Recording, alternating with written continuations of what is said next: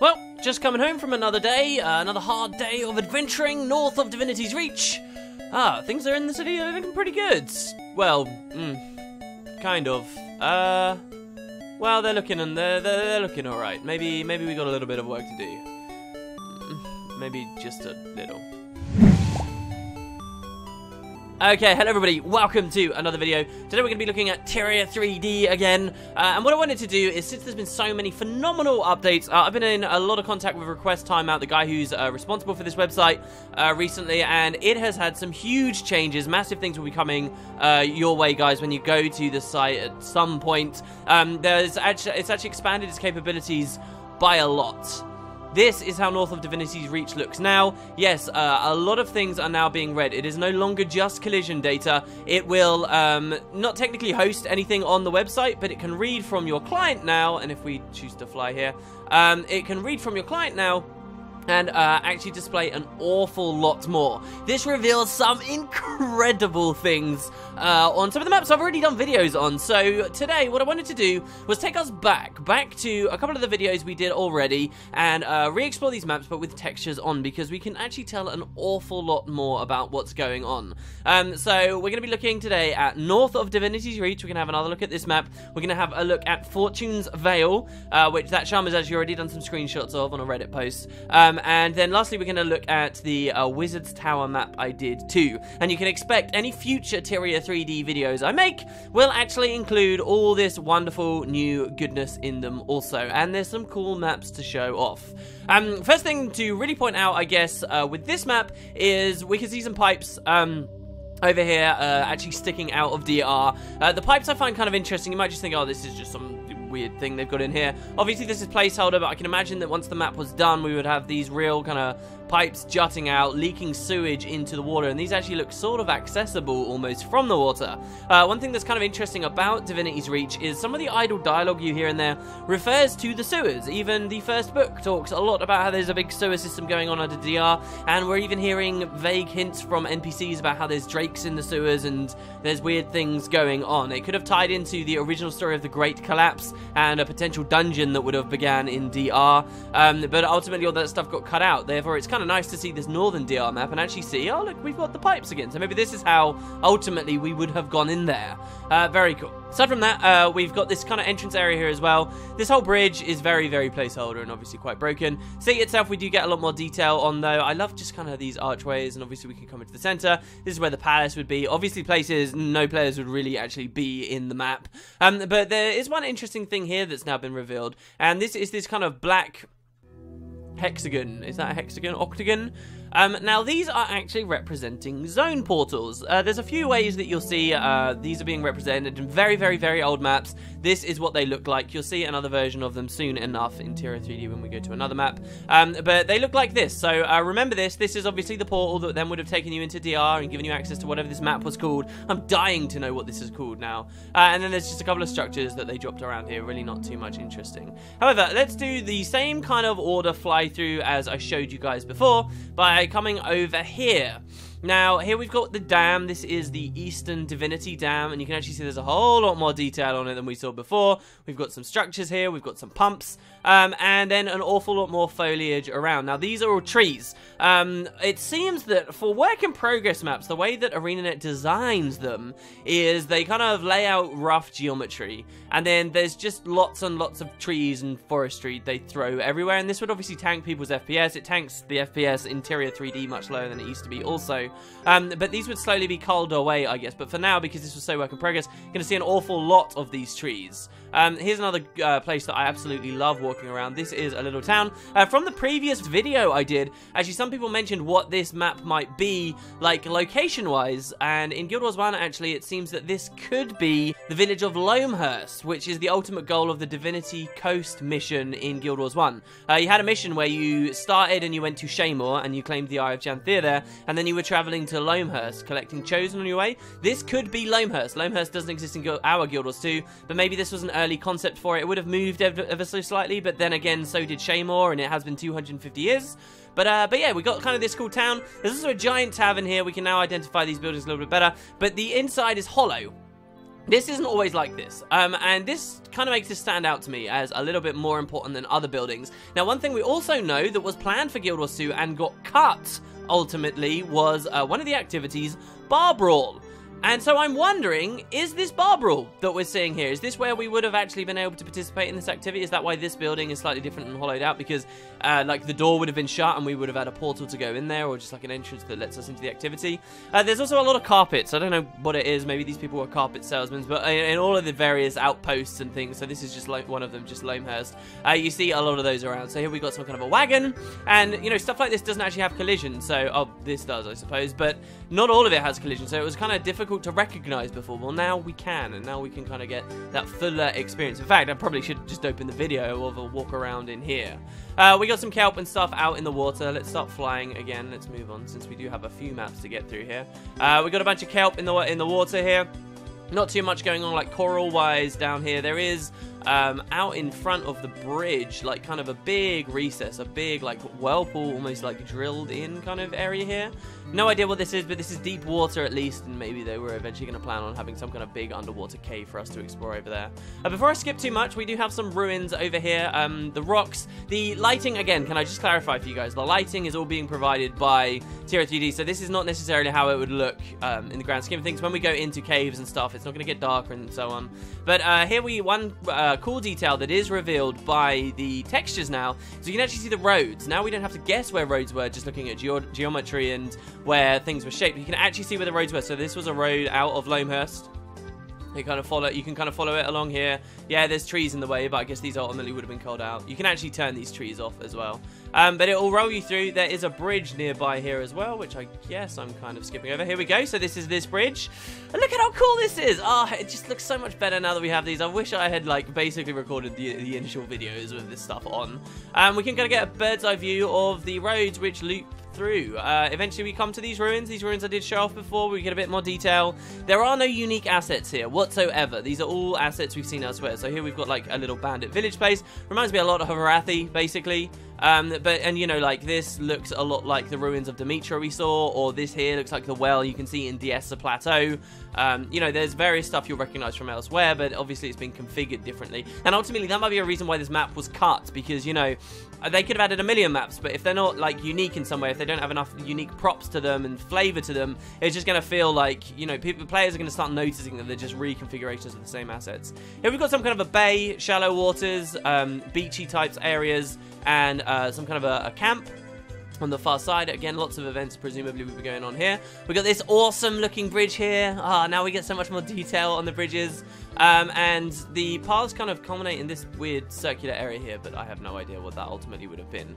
Over here, across the bridge, we get more stuff, lots of carpets around again, supplies. Maybe this is where bandits would hang out. We got one of these fishing buildings here on a bay. Again, more sort of stuff to do with the Giant's Basin. We get this path here now. I observed this before. It kind of goes into the mountains off on the side, and you'd expect, now we're near the north of the map, maybe this is a portal to north of Divinities Reach. But it doesn't seem to lead anywhere. You know, there's no way players would be able to jump up this, but it looks like players could have jumped down should they chosen to. And then you got this kind of path that loops back around on the north, so, and then back towards there. But there's no way to get up, so I really have no idea what the design here was, but there's some kind of odd pathway thing that they were sculpting there. Maybe for more maps? Who the hell knows? Moving along, we've got a big tree here, different to all the other ones, with a bunch of tents in it. I don't know, an early concept for Bandit Tree Town or something. Maybe just someone messing around, and this was a really early concept, so they hadn't really put much effort into this. But lots of forests here. This doesn't necessarily make this place interesting. It actually means the opposite, probably, that there's not very much going on. This, however, is kind of a boggy, marshy area just down here. And if we go back towards the Giant's Basin this way also, because these are kind of rivers that extend off, you'll find that if we follow over in this area, we've got kind of a rocky shore here, and there is a beach over here. Now, if we follow the beach along, which has actually got a little more detail on it, it's got, you know, these fallen down logs and so forth, you can come into another marshy area here and follow it into, ultimately, a cave where is the cave? Ah, here we go, into an underwater cave just nearby. Now this is something I actually walked you guys into. We'll slow down our movement speed a little bit here. This is something I walked you guys into, or too much, on the original video that we did. But yeah, if you were to come underwater, you can come in here. This is a great little place to walk around as well. And oh look, now we can see there's some tents in here, and we can see that there's some detail in here, and people were hanging out.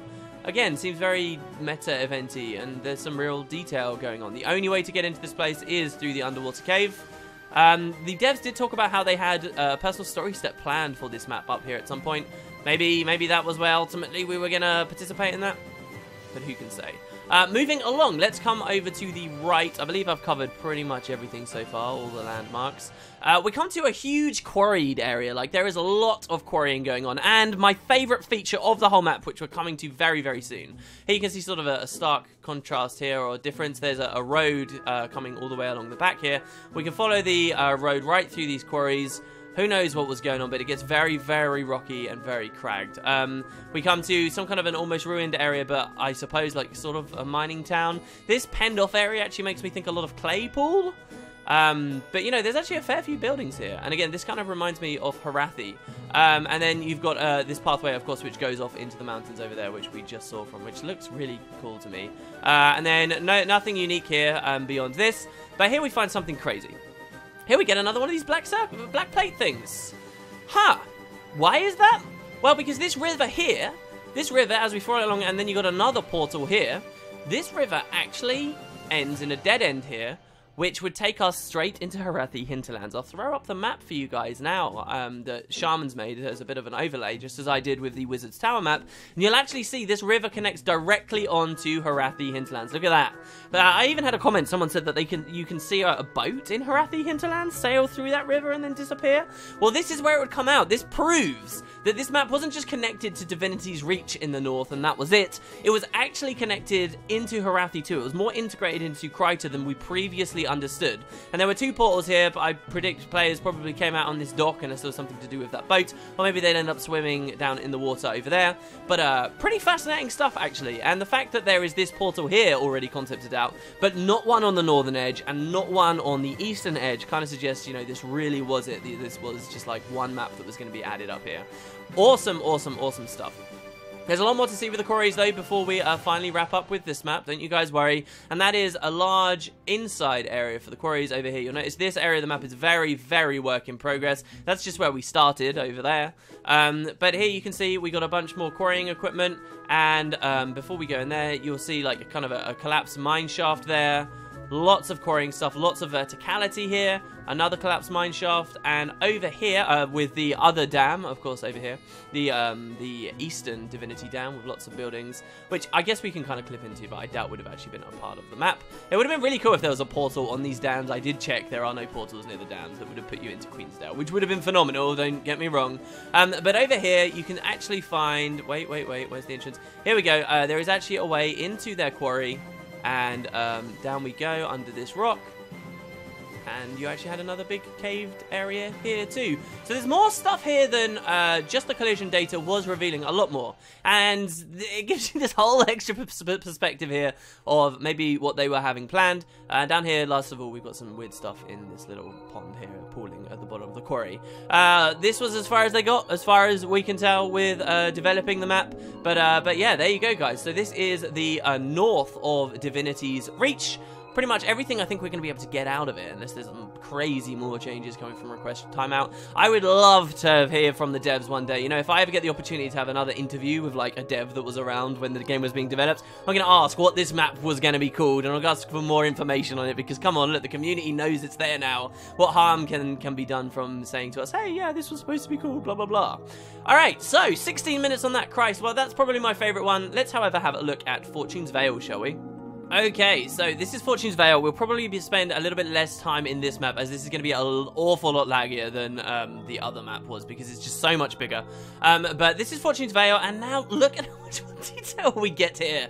So this is the orb mechanic area I talked about before, except now it's got, obviously, a lot more we can marvel at. The general layout of the map, of course, is exactly the same as before, but maybe we can glean some more information about where it truly was going to end. Like, for example, before, I was predicting, hey, were these going to be ramps down that would somehow open up? Probably we should probably turn the fog down. Air probably not, because now look, we can tell these are just using actual flooring textures. Over here we've got what previously looked indistinguishable from the Queensdale Garrison, and now actually you can see has kind of got a bit of a different aesthetic about it. And we can see there's the placement of siege, so there's like cannons here and like even little holes that you can supposedly fire out of, stuff I guess we haven't seen too much of before, and a giant cannon on the front.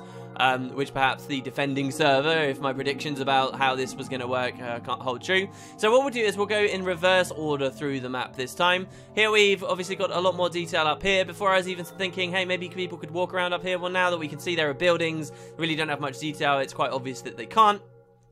This was the backside over here also, and even some kind of thing on the ground here, some kind of a courtyardy looking area, and maybe this had some interaction with some mechanic that we couldn't see before.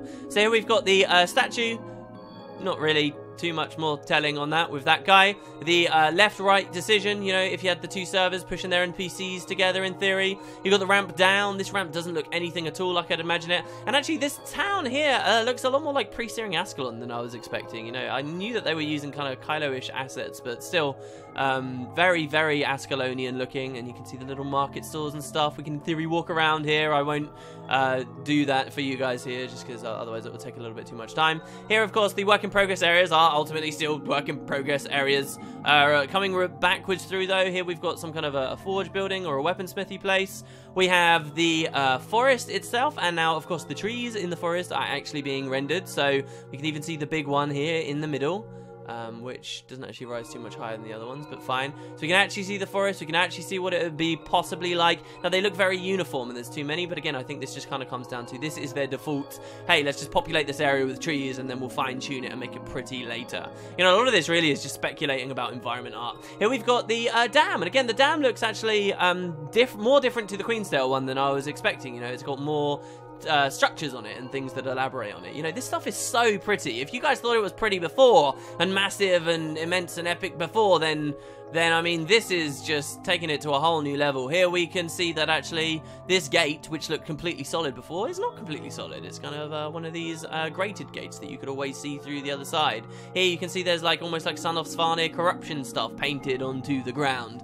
And don't forget, this is still missing a lot of the other stuff, a lot of shaders that would be applied over the top that can really exaggerate how different areas look. Here we come to the snowy area. Correctly predicted this place was snowy. Here we've got the bridge, which before we could only see as the collision on the top of it, but now we get to see the big like pillars really lagging the Tyria3D out here. Here you can see there was even kind of ice at the bottom down here. This down, the other side of the dam with all the wood up. Here we can see the village, the supposed like crazed village filled with enemies that were kind of going a little bit mental, and you could kind of convince to stop going mental. We got the Dredge Mine, which we can head into backwards this time.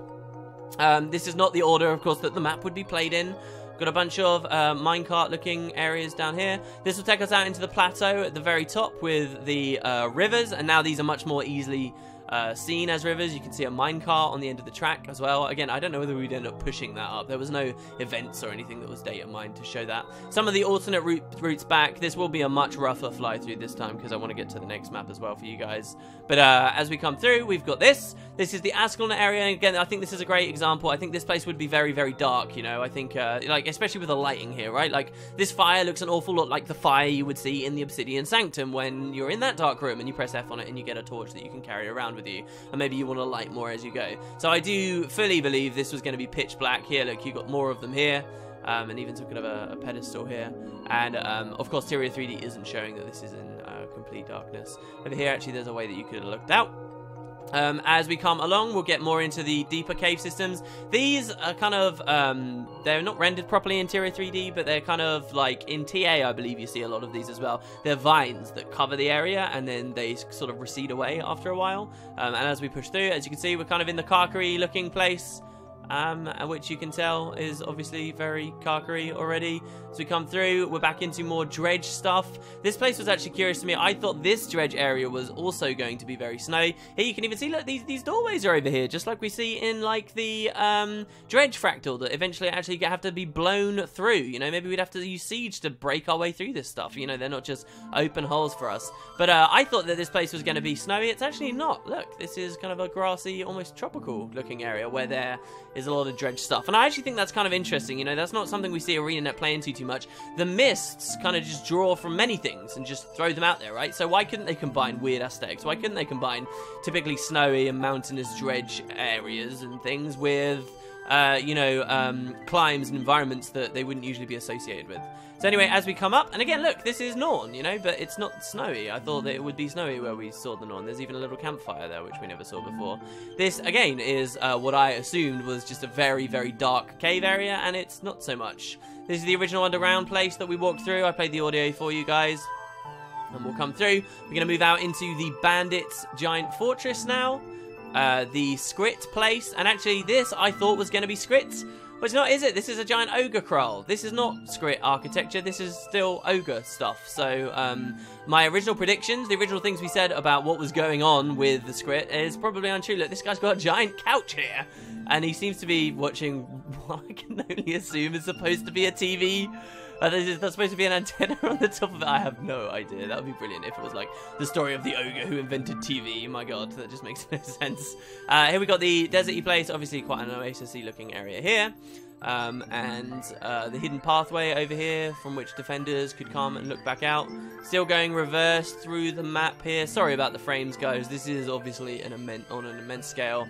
Here we got the little tunnel is underneath us, but will ultimately take us back into Bandit Tree Town. Possibly the most impressive place here. Look, this looks great, if anything. Possibly the most impressive place, and it's right at the start, so look at this. You know, obviously a lot of work had happened here. Excuse the frames. Giant trees that previously were unrevealed to us, even like this river here and the waterfall here. Oh my god, look at it! Before these were just some floating platforms. These were just floating platforms, and now, oh, there is so much more detail for us to marvel at. Moving through, we're going to come right back to the start here. Look at this. And we'll come under this bridge. This bridge looked barren before. This looked totally barren. It looked like you had really obvious and clear vantage points over other people, right? But no, look, they're running through trees, and maybe this is why. Maybe it was under cover of things that people were a little more easy to get through and sheltered from ACs because you could actually hide a little bit better. Who knows? And here's the starting area, which could in theory have been a giant melee free-for-all. And the 3 Asura gates. The 3 Asura gates, which of course before we couldn't quite tell because the Asura gates themselves don't have collision, but now can be seen. So that is Fortune's Vale, guys. Really cool map. Very, very cool. And if you weren't sad before, maybe you're going to be quite sad now that obviously we never got to play it. Last map that I showed you guys without textures was the Wizard's Tower map. Now, this is going to be an interesting map for a few reasons. Now, frames are going to be really, really, really low while we are looking at Claw Island. Now, I happen to know that Claw Island, for whatever reason, because of the way Tyria3D works, Claw Island has a lot of coral around it, as you can see here. Now, coral lags it the hell out. So, I have decided to leave it on so that you guys can see the detail here. But this coral means that basically while we're hovering around Claw Island, we are going to have very, very low frames. You'll notice around Claw Island here as well, if I try and move the camera very gently, there are a ton of Orion ships. Well, where are these Orion ships from? Who was expecting this to be under huge and constant siege? Well, that doesn't necessarily mean that this is the way that the map will play out. A lot of these maps, by default, will show stuff that can be there. Isn't always there. These ships aren't always there, but they can be there. Such as during the personal story when they do arrive to siege Claw Island. And so for that reason, you will see all the ships. For example, if you use Tyria3D to look at the Straits of Devastation or Malcolm's Leap or something, you might see boats out on the coast that only appear in personal story instances, but they're revealed on Tyria3D as though they're always there. So that's kind of what's going on here. Don't be too thrown off by that. Don't think this was going to be some huge instance map that was constantly under siege. But you'll also notice that one of the main reasons I'm leaving the coral on is because there is quite a clear line here between the edge of Claw Island and the rest of the map. You can very clearly see that they just dumped Claw Island in. You know, at one point, Claw Island didn't have this amount of detail. Look at this island here, right? At one point, they chunked this off and decided to make it its own map. And they used a pre-existing kind of base mesh, as we'd speculated before. So you get this very hard cut here, and you can actually see how very little work had been done on this map we're currently browsing around. So that's Claw Island. We're going to try our best to avoid the hell out of looking at it so we can get our frames back. Here's the Wizard's Tower. Remember, there is another version of the Wizard's Tower. We'll explore this one with collision. The other one actually, with texture, sorry, the other one actually looks a lot better. Facing this way, we're going to have Claw Island being rendered behind it, so it'll kill our frames, unfortunately. But really, we can't tell too much. Again, it's just a big, empty room, and that's pretty much it. We've got these upper areas here, which we couldn't see before because they had no collision, revealing, of course, more, but, you know, there's not going to be any detail there. People quite aptly pointed out, you know, they're probably doing a bit of a perspective thing here. It's supposed to look really huge and really far away, when in reality, it's actually quite small, but closer than you'd expect. This thing probably was always intended to be in its own instance. What we can see here, though, is there's, like, another, like, courtyard area thing up top. It seems both the old version of the Wizard's Tower and the new version have kind of been combined into the one we've now got. So anyway, here we've got Garenhof. Here we've got lots of familiar stuff that you guys will recognize. The old version of Garenhof with the other Wizard's Tower actually had some, like, Ossen buildings there, which was very interesting to me. But, you know, again, there's like a hard cut. So on the left we have Cossack Tales. On the right we have the Delesio Seaboard with the Melandri statue, which now has a little bit more detail on it. Otherwise, there's not too much that we can glean that is additional from this map. There's no, like, extra stuff out here. We'll have a look towards Lion's Arch now, I guess. Let's go nice and quick. Truth be told, I haven't explored too much of this before recording with you guys, but I don't think I've seen anything here before. So we've got another bridge, which we'd seen already. We got the Lion's Arch kind of doorways here. And again, very recognizable this right here as being leading into Lion's Arch. And here we've got the Tengu Wall in Lion's Arch again, so you can kind of see how it would connect. Hold on, if we drop our movement speed again down. It's kind of annoying, this one, because Claw Island is like this kind of black mark on it. But here, so you can see there was going to be this entrance to the map, and then you have the Tengu Wall here. Lots of speculation on the previous video people had about, you know, is this technically Tengu territory? And no, not really. If we see the whole western wall there, then it kind of proves that this isn't all Tengu territory. Maybe it was some kind of an outpost, maybe the site of some very specific story about Tengu and their relations with other people. Take note of this river here, as I might show you another map at some point in the future which will refer to this if you're going to continue watching Tyria3D stuff. And yeah, actually there's two lighthouses here. Again, I'll pause. So you got one lighthouse here and another one here flanking towards where Claw Island was. So let's move around the side of Claw Island if we can.